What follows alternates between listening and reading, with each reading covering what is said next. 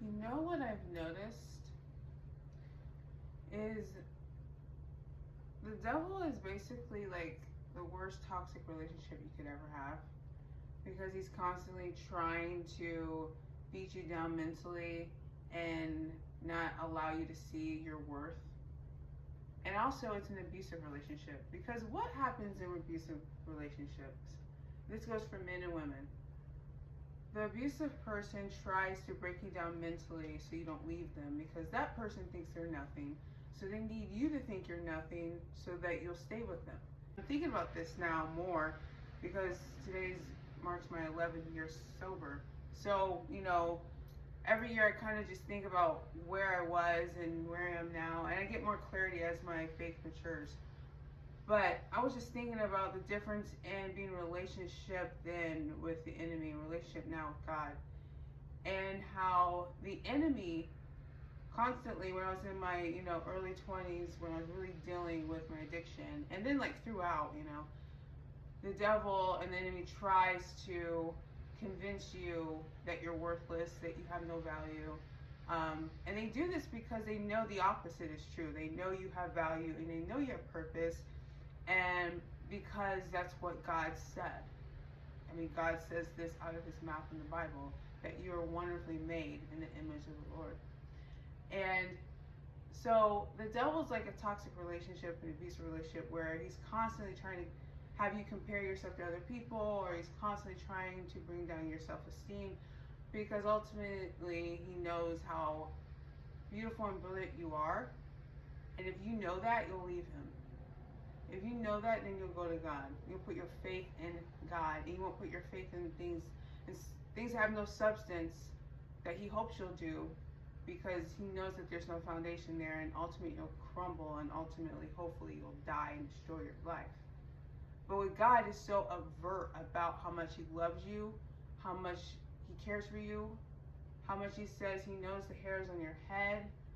He loves you so much. He made you in the image of him, that you're wonderfully made, like detailed to the nth degree to your DNA by him. And sometimes I think that actually scares a lot of us. Like that healthy relationship where we get with someone that loves us in a healthy way, and gets with someone who doesn't have any other agenda but they care for us. And we always are thinking, like, what's the catch? We're like, this is too good to be true. And we're almost more comfortable with the latter. We're more comfortable with, let's say, a relationship with someone that's toxic. We're more comfortable in a relationship with the enemy, because the way we feel about ourselves, it's easy to be with someone that also says the same thing. But when you're with someone that says the opposite of what you feel inside, you could feel uncomfortable and even unworthy of their presence and of their love. And I think that's how a lot of us feel about God. We feel unworthy of his presence and his love, and we feel like we're never good enough for it. The thing is none of us are good enough for God.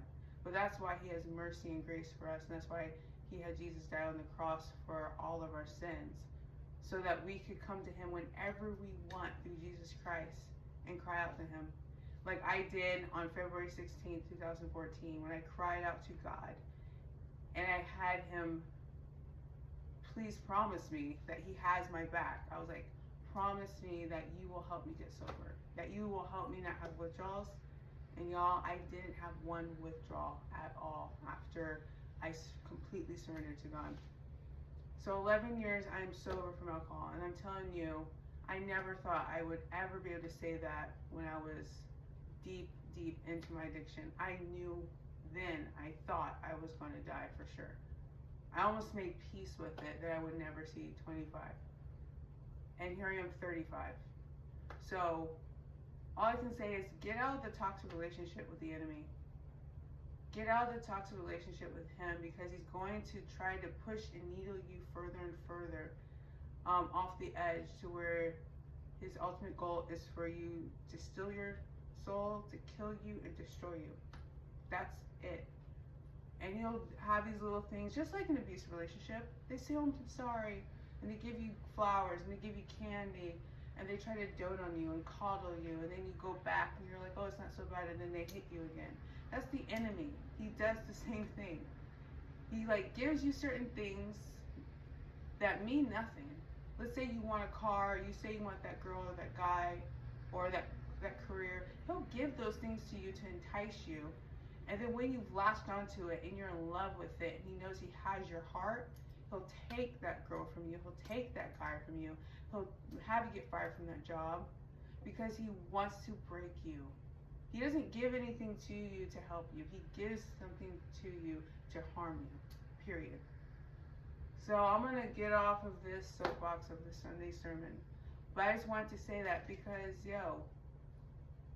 fellas, ladies, this is a new year. Quit with the hissy fits with the devil and tell him you're done with it, period.